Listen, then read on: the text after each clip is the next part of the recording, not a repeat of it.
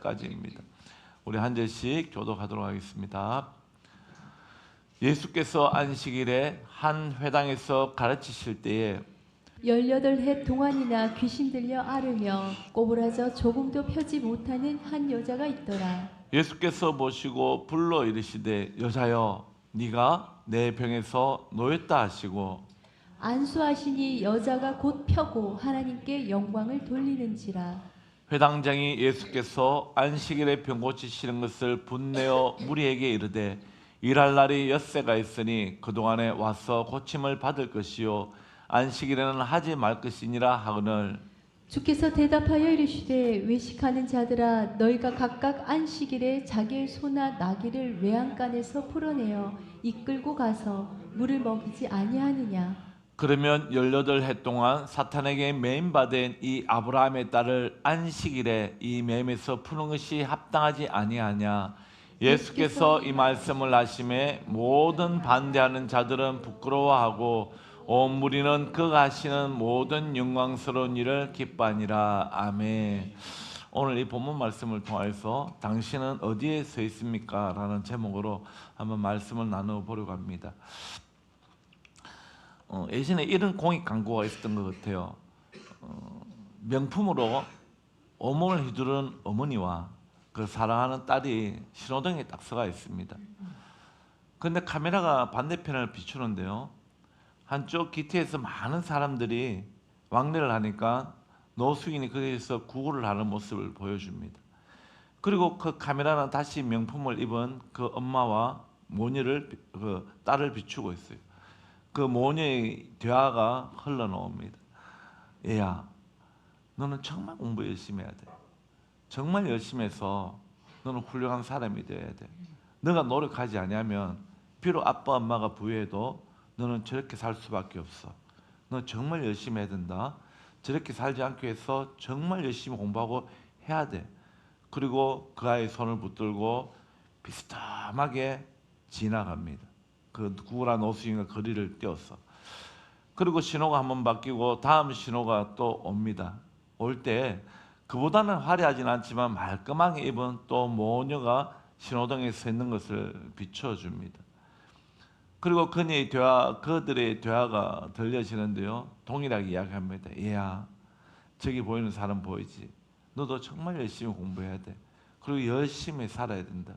너는 정말 열심히 살아서 훌륭한 사람이 되어 저렇게 어렵게 살아가는 사람들이 우리와 같이 다 같이 행복하게 살 수 있는 사회를 만들어야 된다고 아이에게 교육을 합니다. 그리고 그 딸의 손을 잡고 그곳으로 가서 지갑을 열어 먹고 살 수 있도록 밥값을 드리고 지나가고 공익 광고는 마치죠. 여러분, 제가 왜 이런 이야기를 할까요? 한 사람은 동일한 자리에 있습니다. 누군가의 긍휼과 사랑이 필요한 인생에서 절망의 자리에서 있는 사람이 있는 반면에 어떤 한 사람은 그 사람을 수치스럽게 만들며 교만한 모습으로 판단하는 자리에 있습니다. 그리고 한 사람은 그를 긍휼히 여기며 그를 어떻게 돌아볼까 돕고자 하는 선한 마음으로 선한 자리에 서 있는 자가 있습니다. 여러분, 우리는 어떤 자리에 서 있습니까? 그 긍휼을 구하는 자리에 있습니까? 아니면 판단하는 자리에 있습니까? 아니면 돕는 자리에 있습니까? 교회는 분명하게 마지막 편에 서 있는 것 같아요. 오늘 본문 말씀이 그런 걸 가르쳐주고 있습니다. 오늘 이 본문 말씀을 통하여서 하나님께서 우리에게 요구하시는 것이 무엇인가? 예수님께서 마지막 사역을 감당하는 가운데 마지막으로 회당에서 설교한 내용이에요. 오늘 누가복음에서 이후로는 회당에서 설교하는 모습이 없습니다. 예수님께서 많은 사역을 하시고 회당에서도 가르치셨지만 이 마지막 때에 마지막 설교로 하신 이 내용이 오늘 믿는 자들에게 어디에 설 것인가를 가르쳐주고 있다는 것은 정말로 우리가 어디 서야 할지를 깨닫게 하는 말씀인 줄 믿습니다. 말씀을 한 절씩 보도록 하겠습니다. 본문 10절입니다. 다 같이 읽습니다. 시작. 예수께서 안식일에 한 회당에서 가르치실 때에 예수님께서 지금 어디에 계십니까? 회당에 있습니다. 안식일이 되어 많은 사람들이 하나님의 말씀을 들으려 예배드리러 왔죠. 그때 예수님께서 뭘 하고 계시냐면 가르치신다라고 이야기합니다. 많은 사람들이 예수님이 가르칠 때 그 말씀만을 기대하지는 않습니다. 더 정직하게는 말씀을 기대하기보다도 그 말씀이 실현되어 나타나는 것을 더 기대하죠. 우리가 부흥사라든가 특별한 은사 치료가 있는 분들이 강단에 서게 되면 많은 사람들이 기대합니다. 그 메시지보다도 뭘 기대합니까? 그 메시지를 증명할 수 있는 놀라운 기적을 기대하게 됩니다. 그렇게 예수님께서 늘 사역 가운데 당신이 하나님의 나라를 선포하면은 이 땅에 하나님 나라를 실현시켜 주셨던 분이에요. 말씀뿐만이 아니라 하늘에는 고통 있는 자가 없고 슬퍼하는 자가 없었기 때문에 이 땅에서도 말씀을 선포한 이후에는 그 천국의 모습을 보여주셨습니다. 오늘 그렇게 말씀을 가르치실 때에 이렇게 갑자기 이야기해요. 우리 성경에는 없습니다. 그러나 원문에는 뚜렷하게 기록된 말이 있습니다. 이두 헬러라고 이야기하는데 무엇이냐면 보라라는 이야기예요. 이것은 지시 명사로 되어 있는 동사로 되어 있는데요. 어떻게 됐냐면 주목하여 보라는 겁니다. 누가 지금 기록하고 있습니까? 누가가. 이 11절을 기억하면서 예수님이 무언가를 가르치시다가 갑자기 어느 한 시선을 향하여 있는 그곳에 성경을 읽는 모든 독자들이 주목하여 보기를 원하여서 이 두를 하고 외치며 성경을 기록하고 있다는 거예요. 안타깝게도 우리가 읽는 성경에는 이 말은 빠져 있습니다. 그 원문에 보면 뭐라고요? 보라! 갑자기 누가가 기록하고 있는 거예요. 그 예수님의 시선이 우리가 보았더니 예수님의 시선이 어디 있냐면은 18해 동안이나 귀신 들려 앓으며 꼬부라져 조금도 펴지 못하는 한 여자에게 예수님의 시선이 있음을 독자들은 누가를 통해서 알 수 있습니다. 갑자기 보라 했기 때문에 예수님을 향하여 보고 있던 모든 사람들이 갑자기 모든 시선을 18년 동안이나 귀신 들려 꼬부라져서 고통당하고 있는 그 여인에게 집중하라는 겁니다. 이 여인은 어느 자리에 있습니까? 여전히 18년 동안 귀신에게 매여서 땅만 바라봐야 하는 절망 가운데 살아가는 삶 그 자리에 있었다는 거예요. 이 여인이 지금 어디에 있습니까? 회당에 있습니다. 회당이라는 것은 말씀이 선포되어지는 자리예요. 그러나 이 여인이 얼마나 오랫동안 회당에 출입했는지는 모르겠지만 예수님이 가르친다는 이야기를 듣고 이 여인이 달려왔는지는 알 수 없지만 많은 신학자들이 이 여인이 예수님께 고쳐달라는 이야기가 없기 때문에 이 여인의 다른 메시지가 전혀 없기 때문에 이 여인은 계속해서 회당에 찾아왔다는 것을 우리는 그렇게 이해하고 있습니다. 그럼 무엇입니까? 18년 동안 하나님의 말씀이 선포되어지는 회당에 있었어도 이에는 한 번도 나음을 입어본 적도 없고 치료받은 적도 없고 그 이야기는 무엇입니까? 희망 없는 소망 없는 절망 가운데 땅만 바라보고 회당에 앉아있는 여인밖에 안 되었다는 거예요. 하나님의 말씀이 무수히 선포되어졌지만 내 몸은 여전히 고침받지 못한 그 상태에 있는 여인에게 예배란 것은 실질적으로 기대할 수 없었습니다. 18년 동안 그래 했기 때문에. 여러분, 우리 가운데에도 이렇게 예배당에서 예배드리고 있지만 내 마음은 하나님이 오늘 무슨 말씀을 주실까? 오늘 행여나 나에게 은혜를 주실까? 내 고민을 해결해 주실까? 기대하는 마음으로 예배를 드리고 있습니까? 여인에게는 그런 기대도 없었던 것 같아요. 예수님이 가르치신다 그러면 분명히 기적이 일어나는 일들이 많이 있었는데 나를 도와주세요. 많은 무리들을 해집고 돌아와서 예수님의 옷자락을 만지면 나을 것이라는 죽음을 무릅쓰고 그렇게 그 기대로 다가왔던 혈류병 앓은 여인의 모습도 없고요.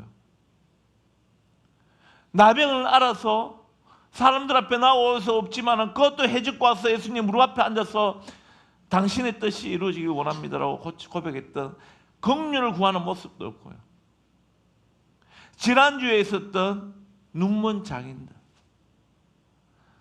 다윗의 자손 예수 그리스도의 우리를 불쌍히 여기달라고 고백하는 그 믿음조차도 이 예능에서는 찾아볼 수 없습니다. 왜 그랬을까요?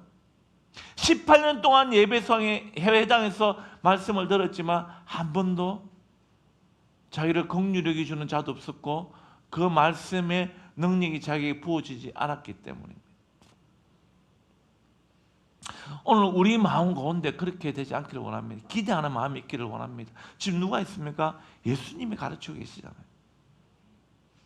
적어도 하나님의 말씀이 선포되어지는 자리라면 어제는 내게 변화가 없을지라도 오늘은 내게 변화가 있기를 소망하면서 그 말씀을 청취하며 말씀이 내게 이루어지길 소망하는 마음으로 예배를 하나 앞에 드려야 될 줄 믿습니다. 예수님께서 그 여인을 바라보고 있습니다. 그 여인을 보았더니 그 모습은 어떻다고요? 꼬부라져 조금도 펴지 못하는 상태입니다.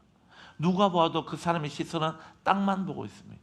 앞도 보지 못하고 사람도 보지 못하고 하늘은 더군다나 볼 수 없는 상태. 근데 그 여인을 보았더니 왜 그런가 보았더니 귀신 들려 있어요. 18년 동안은 귀신의 노예로 자기 주장도 없이 그렇게 있어요. 비록 회당에 예배당에 누가 있을 수 있다고요? 귀신 들린 자도 있을 수 있다는 것입니다. 12절에 주님께서 이렇게 이야기하십니다. 예수께서 보시고 불러요. 이리 오너라 그랬겠죠.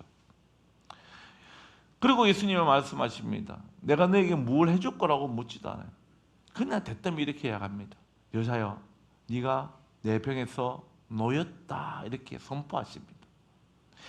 이 여인이 고쳐달라고 하는 그런 간청도 없었고요. 예수님께서 너에게 무엇이 필요하냐 물어보지도 않았고 너는 왜 이렇게 되었느냐고 물어보지도 않습니다. 예수님 스스로 자기 안에 그 사랑을 가지고 이 여인에게 선포해버립니다. 네가 네 병에서 놓였다라고, 이제는 자유해졌다라고 이야기합니다. 문제는 무엇입니까? 이날이 안식일이었다는 겁니다. 안식일의 논쟁은 앞에서도 많이 있었습니다.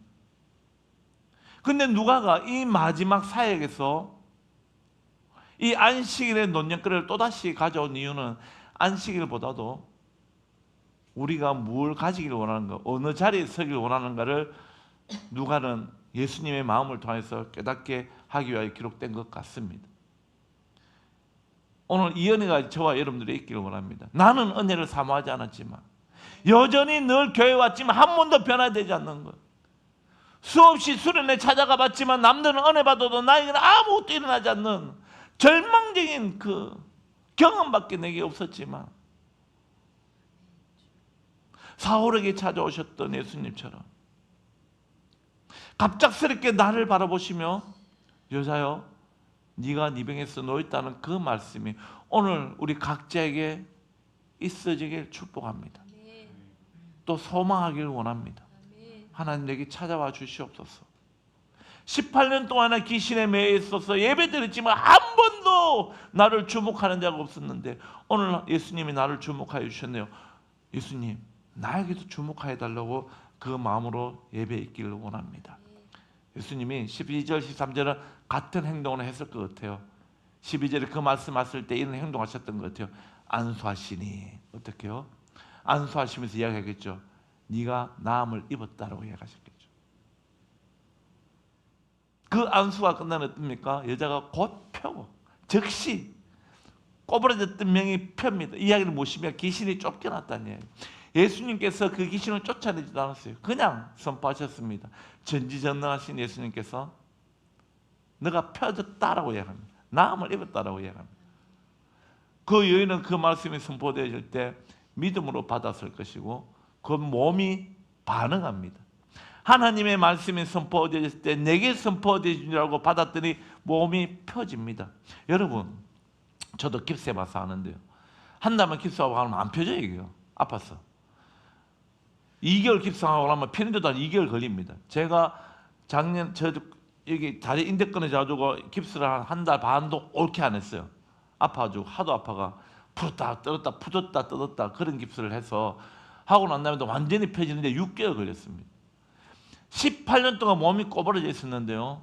예수 그리스도의 말씀 한마디에 완전히 펴졌다는 이야기는 의학적으로 될 수 없는 이야기예요. 이 사건을 바라보는 모든 사람들은 적어도 깁스를 한 번이라도 해본 사람은 뭘 느끼게 됩니까? 어떻게 이럴 수가 있나라고 외쳐야 됩니다. 한 달만 깁스를 해도 이 펴는데 아픈데 또 다 안 펴져가지고 계속 재활을 훈련을 해야 되는데 곧바로 허리가 펴져? 우리는 하나님께 찬양해야 됩니다. 이언이 그렇게 했습니다. 그렇게 몸이 펴자마자 했던 행동이 무엇이라고요? 예수님 고맙습니다가 아니에요. 하나님께 찬양합니다. 천지를 지으신 하나님이 아니고서는 이런 일이 있을 수 없다고 하나님께 고백합니다. 자기를 낳게 해주신 예수님이 하나님이심을 또 고백합니다. 하나님을 높여드리는, 우리 안에 어떠한 작은 것이라도 감동이 오고 깨닫게 하는 것이 있다면 우리가 하나님께 영광 올려드려야 되는 줄 믿으시길 소망합니다. 14절 한번 읽어보겠습니다. 14절 시작. 회당장에 예수께서 안식일에 병 고치는 것을 분내어 무리에게 이르되 일할 날이 엿새가 있으니 그 동안에 와서 고침을 받을 것이요 안식일에는 하지 말 것이니라 하거늘. 회당장이 안식일 논쟁을 또 끄집어내는 것 같습니다. 회당장은 누구입니까? 그 회당을 관리하고 다스리는 최고 높은 사람입니다. 평상시에 누군가가 말씀을 가르칠 자가 없으면 본인이 말씀을 가르치기도 합니다. 그래서 많은 사람들이 영향력을 받기를 원하죠. 늘 사람들이 존경받는 위치에 있고 높은 자리에 있는 사람이 회당장입니다. 그런데 오늘은 예수님의 말씀을 가르치시고 기적이 일어나는 가운데 자기는 관여하는 게 전혀 없습니다. 내가 장인데 젊은 청년이 와서 말씀을 가르치는 것도 사실은 꼽은데 기적까지 일어나니까 자기는 소외되고 집중이 예수께 있으니까 시기 질투도 일어납니다. 그렇지 않아도 많은 지도자들이 어떻게 하면 예수를 올가맬까 보고 있는 가운데 있습니다. 그가 내가 관리하는 회당에 와서 말씀 전하는 것도 마음에 내키지가 않는데 병까지 고치니까 더욱더 자기는 소외된 것 같고 앞으로 내가 여기서 회당을 어떻게 관리할까 고민도 생깁니다. 그 예수님을 탓하기 시작하죠. 안식일에 병 고치는 것을 보고 분내어 무리에게 이르되 일할 날이 엿새가 있으니 그동안에 와서 고침을 받을 것이요. 이 여인은 18년 동안이나 귀신에 매여서 고침받지 못하고 고통 가운데 있었습니다. 이것이 만약에 가시가 찌르는 고통이라고 생각해 보세요. 하나님이 내일 고쳐줄게 6일 뒤에 고쳐준다 할지라도 그 시간에 또 고통받아야 됩니다.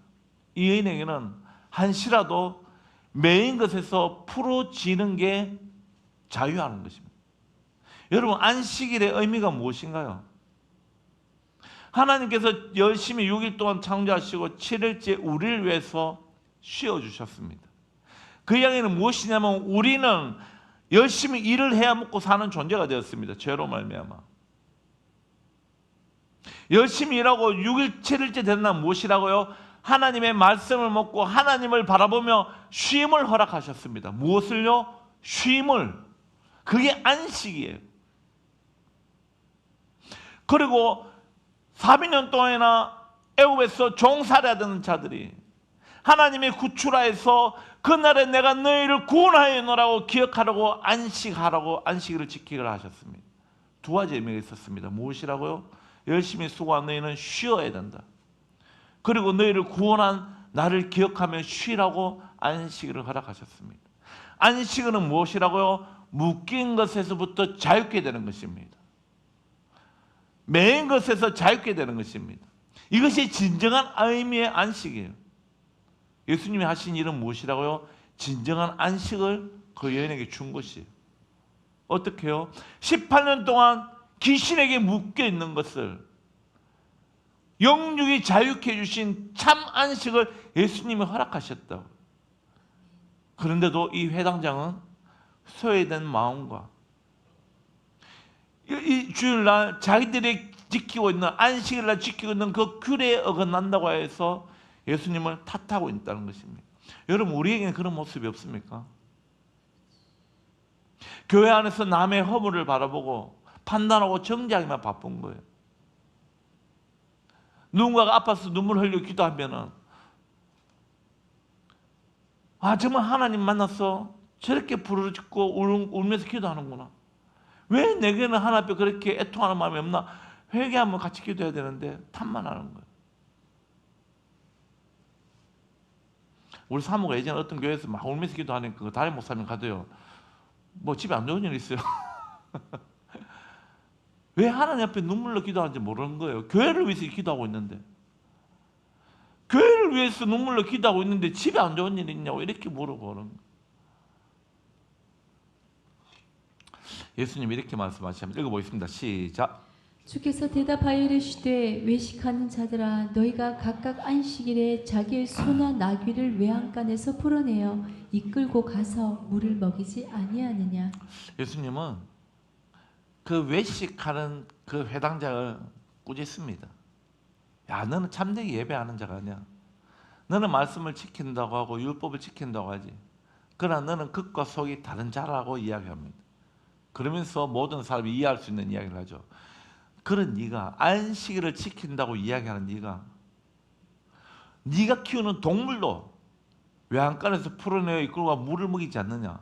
그 동물도 네가 긍휼히 여겨서 풀을 먹이는 그것도 일이잖아요. 왜?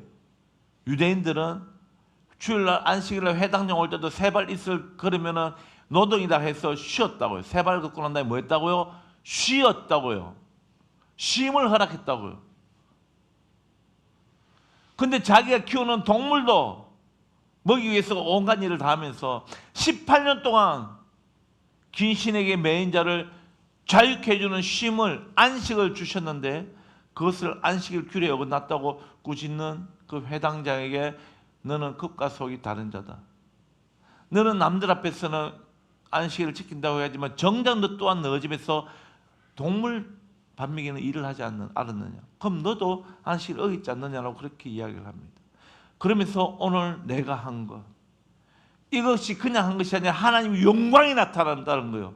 오늘 이 일은 하나님이 기뻐하시는 일이라는 거예요. 그 여인이 하나님을 높여드렸다는 이야기는 하나님만 하셨다는 이야기입니다. 그런데도 그는 하나님의 영광은 보지 않습니다. 도저히 일어날 수 없는 일이 일어났음에도 불구하고 하나님을 찬양한 것이 아니라 어떻게든 자기 소외된 마음, 자기 집중되지 않는 마음, 그 예수를 탓하며 그는 그렇게 꾸짖고 말았습니다. 16절 한번 읽어봅니다. 시작. 그러면 18해 동안 사탄에게 매임바 된 이 아브라함의 딸을 안식일에 이 매임에서 푸는 것이 합당하지 아니하냐. 누가는 18년 동안 귀신에 매인받은 여자라고 이야기했습니다. 한 여자.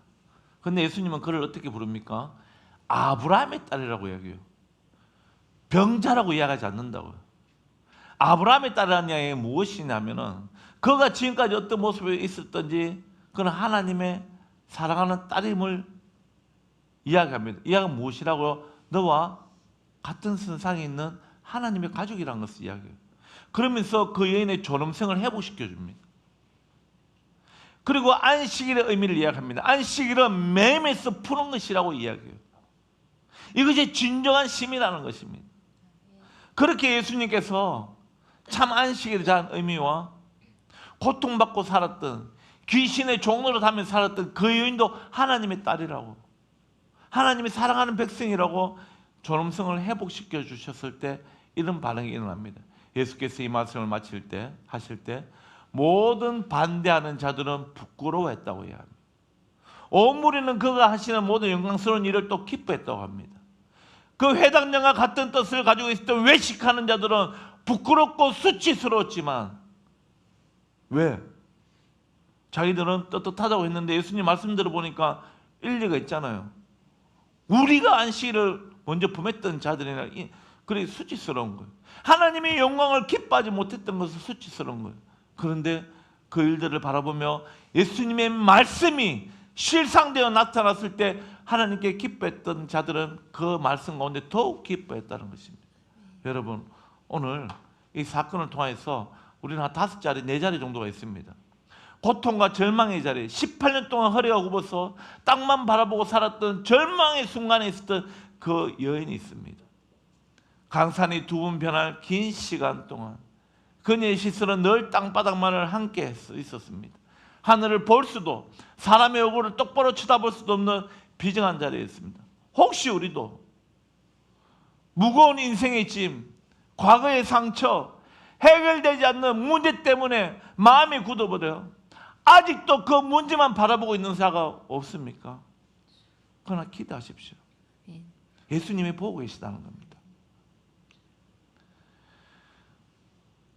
같은 회당의 자리에 있지만 한 사람은 절망의 자리에 있고요, 같은 회당에 있지만 한 사람은 판단하는 자리에 있습니다. 하나님의 놀랍게 일하시는 기적 앞에서도 분노하는 회당자, 눈앞에서 18년 된 병자가 고침을 받는 경이로운 기적이 일어났음에도 불구하고 오직 안식일의 규칙만 따지며 사랑보다 틀 안에 서 있는 이 회당장이 있습니다. 신앙생활을 오래 할수록 우리는 사랑보다는 정죄의 자리에 서기 쉽습니다. 저 사람은 왜 저럴까? 저건 틀렸는데 하면 누군가를 판단하는 높은 자리에 우리는 서 있지는 않는지 돌아봐야 될 줄 믿습니다. 그리고 동일한 회당의 자리에 또 다른 모습으로 서 있는 예수님이 계십니다.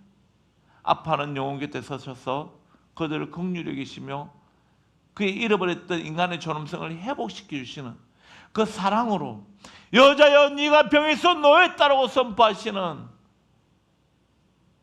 그 여인의 예수님을 요청하지도 않았지만 그 여인의 아픔을 먼저 보시고 다가가시는 예수님이 계시다는 겁니다. 어디에요?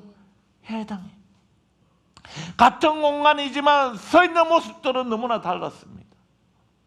예수님으로 인하여 놀라운 하나님의 기적이 펼쳐졌을 때 또 어떤 자들은 수치의 자리에 서게 됩니다.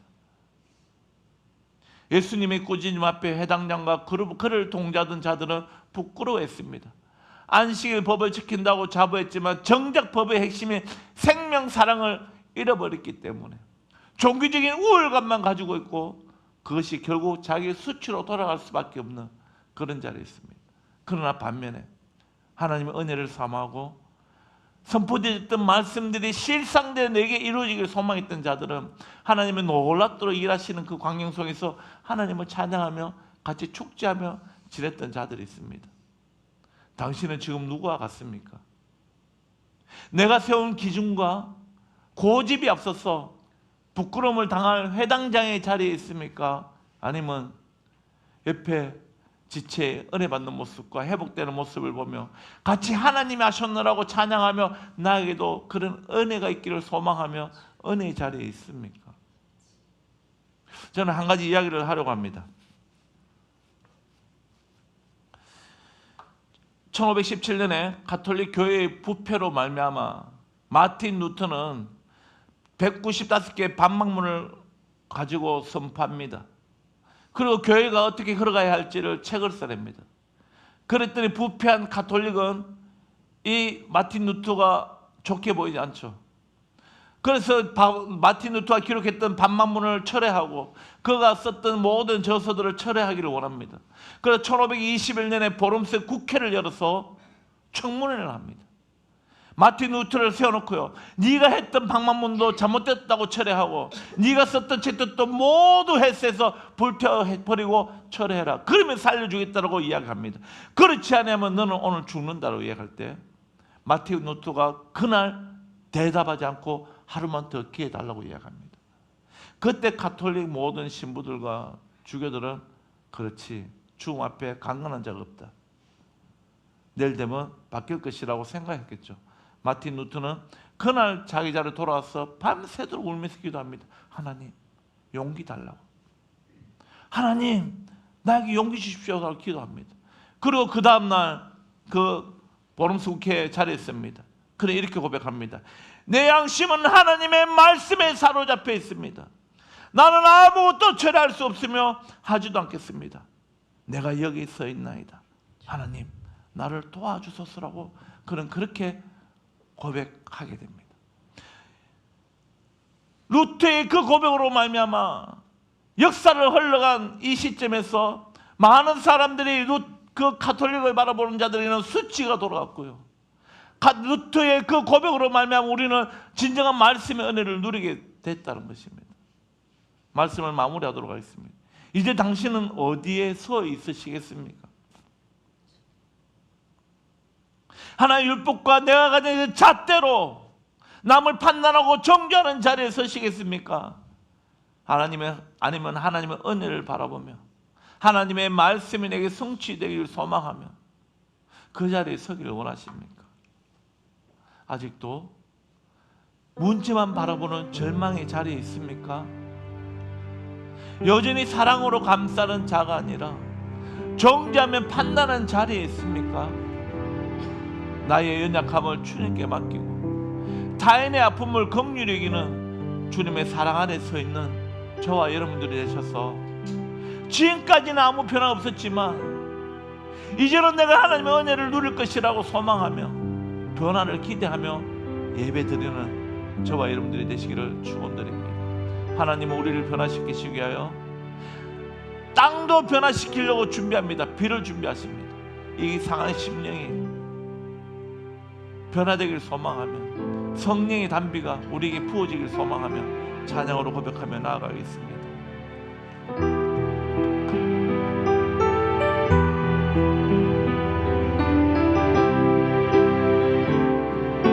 우리 주는 위대하며 능력이 많으시도다. 우리 주님 위대하며 능력이 많으시도다.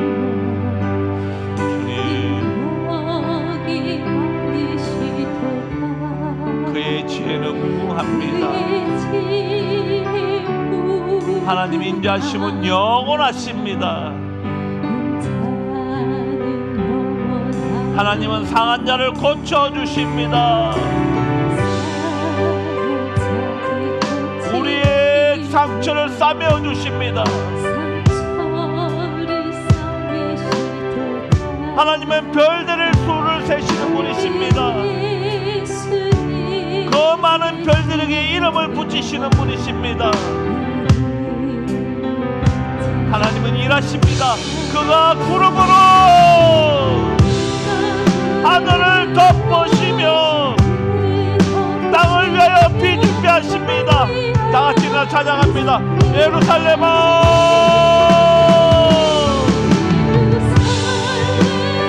여호와를 찬송할지어다. 네 하나님을 감사함으로 그 앞에 나아갑시다.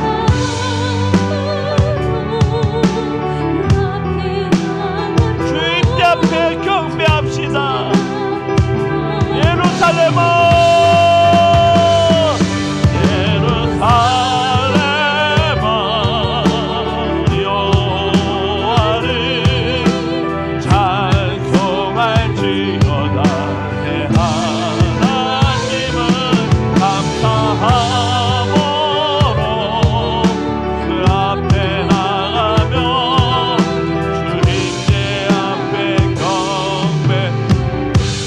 말씀 생각하면서 이렇게 기도하기를 원합니다. 하나님, 동일한 예배당이 있음에도 불구하고 각자의 선자리가 다 다름을 보게 됩니다. 하나님 앞에 책만 맞는 자리에 서는 자가 아니라 하나님의 놀랍도록 일하시는 것을 기대하는 자리에 서게 하시고 하나님의 은혜가 부어졌을 때 같이 기뻐하며 하나님을 높여드리는 하나님 앞에 찬양하는 자리에 설 수 있도록 하나님 우리의 마음을 주장하여 주시옵소서.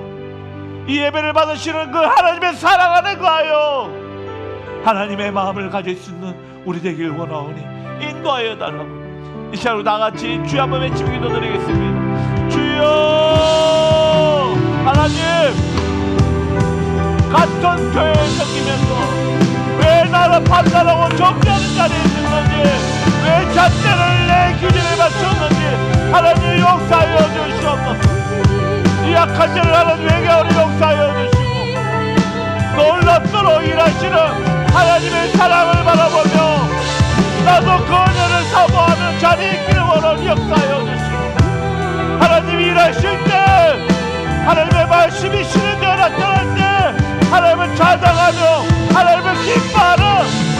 부어주시기를 원하오니 우리가 그 자리에 서기를 원하오니 하나님 우리를 인도하여 주시옵소서. 우리의 연약함을 용서하여 주시고 은혜의 비를 부어주시옵소서. 그가 그러므로 하늘을 덮으시며 땅을 위하여 비 준비하신 예루살렘아